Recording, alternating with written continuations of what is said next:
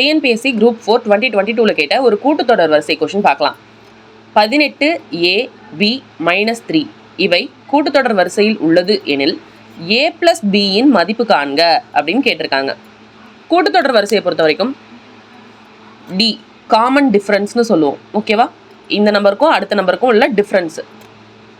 So இது எப்படி இருக்குன்னா, ஃபஸ்ட்டு கொஸ்டின் என்ன கொடுத்துருக்காங்க, 18ab-3 கொடுத்துருக்காங்க. செகண்ட் டேர்மையும் ஃபஸ்ட் டேர்மையும் மைனஸ் பண்ணோன்னு வச்சுக்கோங்களேன், டி தான் கிடைக்கும். பொது வித்தியாசம்னு சொல்லுவோம். ஓகேவா? செகண்ட் டேர்ம்லேருந்து ஃபஸ்ட் டேர்மை மைனஸ் பண்ணால் அதே மாதிரி தான் தேர்ட் டேர்ம்லேருந்து செகண்ட் டேர்மை மைனஸ் பண்ணாலும் சரி, ஃபோர்த் டேர்ம்லேருந்து தேர்ட் டேர்ம் அதுக்கு முன்னாடி உள்ள டேர்மை மைனஸ் பண்ணோம்னா நமக்கு கிடைக்க போகிறது டி தான் கிடைக்கும். ஸோ நம்ம இந்த டியையும் ஈக்குவேட் பண்ணலாம். எப்படி? a-18 is equal to -3 - b அப்படின்னு எடுத்து எழுதலாம். இதுவும் டி தான், இதுவும் டி தான். ஸோ டியை ஈக்குவேட் பண்ணிக்கலாம். கொஷினில் என்ன கேட்குறாங்க, நமக்கு a+b என்ன அப்படின்னு கேட்குறாங்க.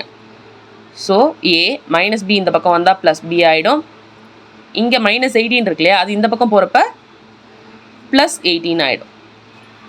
a+b நமக்கு தேவை, அதை அப்படியே வச்சுக்கலாம்.